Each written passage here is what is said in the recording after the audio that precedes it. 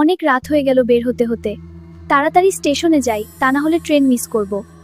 রাস্তাতে তো একটা মানুষকেই দেখছি না, অনেক ভয় করছে। আজকে কি হলো, রাস্তা দিয়ে আসলাম কোনো মানুষকে দেখলাম না। এখন স্টেশনে আসলাম, স্টেশনও একদম শুনশান নীরব।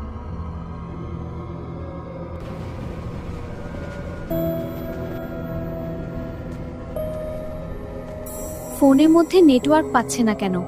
এমনিতে ট্রেনে কেউ নাই, তার উপর অনেক ভয় করছে। আজকে কি হলো আমার সাথে?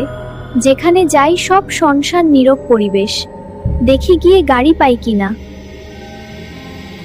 মেম সাহেব কোথায় যাবেন? আমার গাড়িতে উঠুন, আমি নিয়ে যাচ্ছি। আমি বৈতলপুরও যাব। ঠিক আছে, চলুন তাহলে।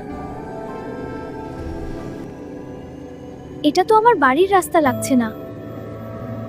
এই জঙ্গলটা এত অন্ধকার কেন? এটা তো আমার বাড়ির রাস্তা না।